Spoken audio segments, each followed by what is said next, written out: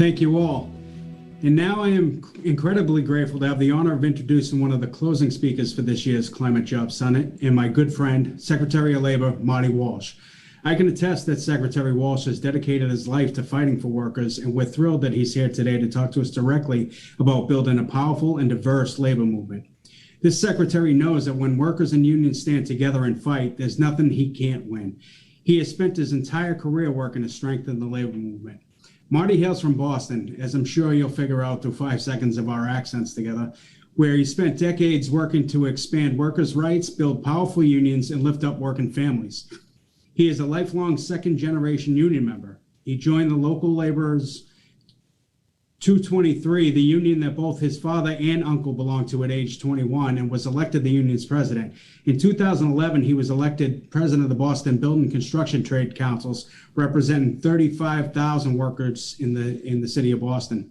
Growing up in Dorchester section of Boston, a coastal community impacted both by the climate crisis and environmental hazards, he has always been able to connect the dots between good jobs and equity.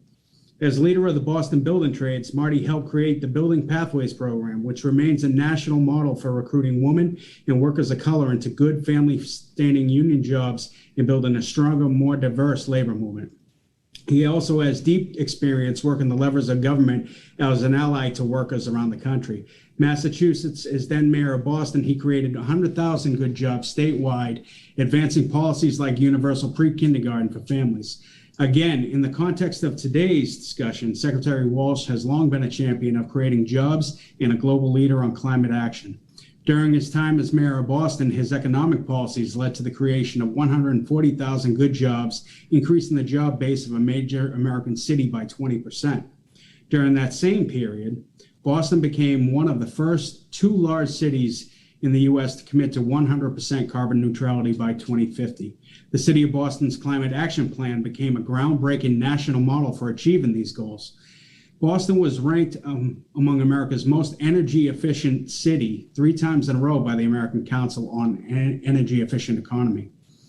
Launched Climate Ready Boston plans by neighborhood with a strong focus on environmental justice. He launched a Resilient Boston Harbor plan to protect the city by creating and upgrading open space, pledging over 10% of the city's capital budget to resiliency. Launched the Renew Boston Trust, an innovative plan to finance building retrofits using future cost savings. As part of that plan, released the city's first ever green bonds and social bonds programs to create private investment in climate action and job creation. And lastly, he served as chair of the C40 Cities, a global network of major cities committed to climate action.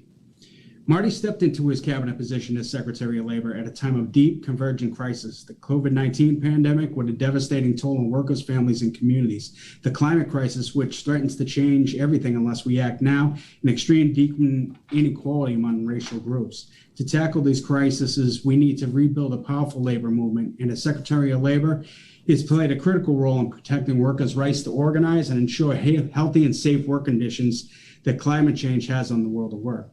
Secretary Walsh understands the collateral damage of politics we endure in these fights because he has endured them himself, fighting alongside the allies of labor, environmental, and racial justice every step of the way. He has already hit the ground running, taken swift action to collect unpaid wages for workers, reversing anti-worker rules from the last administration, and advancing the pro-worker Build Back Better agenda. He knows that it is our time to act and that workers and their unions must get together if we are about to achieve these broad successes in the climate community. In fact, just yesterday, OSHA, under the guidance of the Secretary, released an enhanced expanded measures to protect workers from hazards of extreme heat indoors and out. So that's enough of my accent, and without further ado, I want to pass it over to our great friend and ally, Secretary Marty Walsh. Thank you very much, John, and thank you for that introduction. And for anyone watching today, there'll be translation services available, having these 2 very thick Boston accents on this call today, on this webinar today.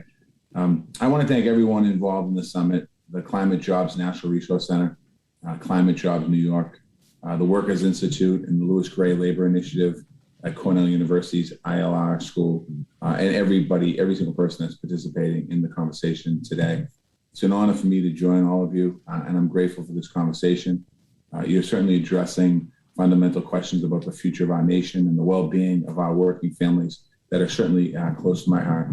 I've been, as John said, I've been engaged in these issues for many years now, and some of the work that we've done in Boston that John mentioned. The bottom line is that we've proved climate action can create good jobs. There's no question about it. Good jobs in the end depends on climate action. We saw a glimpse of what could happen as far back as Hurricane Katrina in 2005 in New Orleans, Hurricane Sandy in New York and New Jersey in 2012, and countless numbers of other storms since then.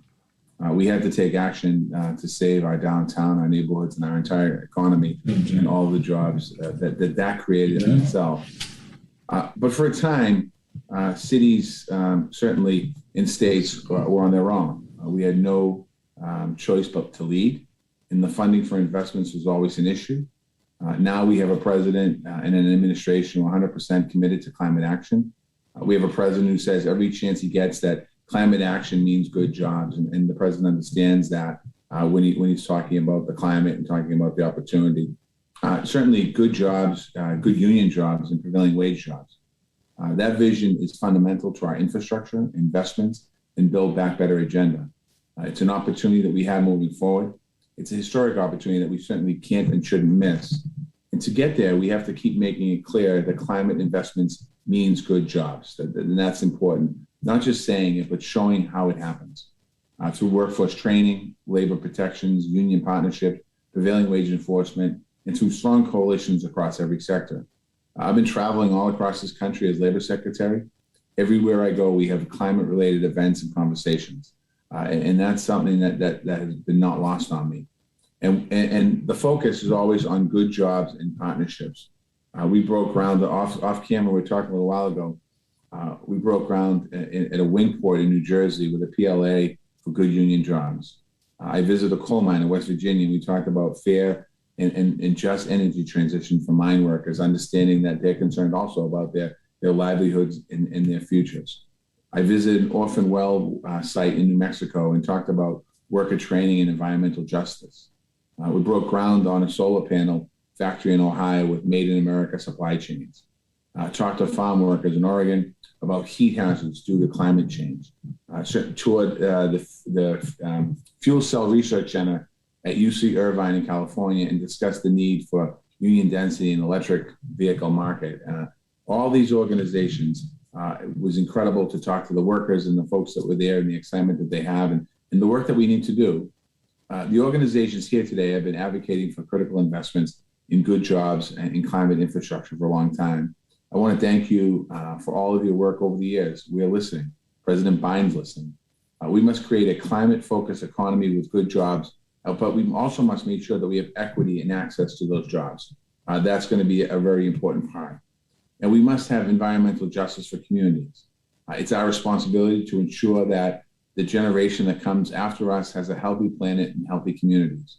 And it's our responsibility, obviously, also to ensure the generations that comes after that have good jobs and a sustainable economy. The Department of Labor has an important role, certainly, to play in all of this, in this mission, because we support the workforce. Fundamentally, to me, it means empowering workers. My father came, and John talked about my dad a little bit. He came from Ireland in the 50s, with little money and very little education, but he was able to join a union, which allowed him the opportunity to join the middle class. We got to contribute to the economic growth of this country, and we also benefited from that same growth. Our task now is to rebuild the middle class and make sure that we open up doors to everyone with equity. At the Department of Labor, I've been asked a lot, what's the mission? What are you doing? What's your priorities? And quite honestly, I talk about empowering workers morning, noon, and night. That means we have to focus on traditional workplace concerns, and we also have to go beyond them. We have to focus on the cares economy so that workers take care of their families. We have to build an inclusive workforce with good, sustainable jobs in every community across America, available to all workers. We have to make sure that workers have security through health care, transitional supports, job training, and a retirement plan. Climate is absolutely essential to this vision of lifetime empowerment. Climate change is a threat to every worker today and for the rest of their lives. And when it comes to addressing climate, empowering workers means a number of things. We need to make sure to ensure that our climate investments, our clean energy transition, and all related supply chain supports workers' empowerment and promotes strong labor protections. We also need to ensure that there are good union jobs in emerging industries like clean energy and electric vehicles. We do that by building union density and forming strong coalitions between climate groups and organized labor. We need to be collaborative in this together. We need to build a modern and inclusive workforce that's ready to benefit the growth of green jobs. Our workforce development investments and also training and apprenticeship programs must focus on jobs and quality and equity. And we need to protect workers from climate-related workplace hazards. It was mentioned also, John mentioned this, and we were talking about this as well before we went on camera. Just yesterday, President Biden announced a new interagency effort to protect workers from extreme heat hazards. The Department of Labor is at the center of all this work. Heat is the nation's leading weather-related killer, and we need to stop these needless deaths. And I just want you to hear that. Heat is the nation's leading weather-related killer here in America. So we launched a rulemaking process to develop a workplace heat standard, and we're focusing on multiple enforcement actions undertaken by OSHA. Climate action also means addressing the things that keep us up at night, like the thought of losing a job or the security of your pension. So we have dislocated worker grants and investments in workforce training and retraining at the Department of Labor. We need to ensure that the workers there, it's worker-centered transition to a green economy and no one's left behind. Last month alone, the department will, later this month, we announced some grants last month too, but later this month, the department will be announcing the investments of $30 million in worker opportunity for rural community grants. The initiative helps impacted communities all across our country develop workforce development solutions and new sustainable job opportunities. This latest round of funding established a preference for applicants that are serving in energy communities where economic transitions are sustainably reduced or eliminated employment in energy or related industries. We're also protecting pensions from potential risks by looking at environmental, social, and governance considerations at ESG in investment decisions. The fact is, good jobs are more than a priority. They are certainly a necessity right now. The climate challenge can only be met by skilled labor workers right now. So good jobs and worker empowerment must be at the heart of the strategy. That's why at the Department of Labor as well, we're in the process of modernizing the Davis-Bacon prevailing wage rule. As you know, Davis-Bacon governs prevailing wages and benefits for workers engaged in construction, alteration or repairs on federal contracts and public works. This work will increasingly become climate related with the investments planned in the Build Back Better agenda for things like electric vehicles and building retrofits as we continue to move that legislation through Congress. And also across all of these areas, we are acting with urgency. President Biden's Build Back Better agenda gives us the historic opportunity to confront the climate crisis by investing in a modern, inclusive workforce ready to benefit from the growth of green jobs. The Biden-Harris administration certainly is going to continue to stay focused and is focused on all of government approach. But this is also ultimately an opportunity for all projects. We need to be able to have work together because this impacts all of us. State and local government play a very important role in protecting workers. And the coalitions formed between organized labor, climate action, environmental justice groups will truly unlock transformative projects. So I want to say again, just to all of you today, thank you for the opportunity for the work you're doing and the work that we're going to be build with these coalitions and build on this work.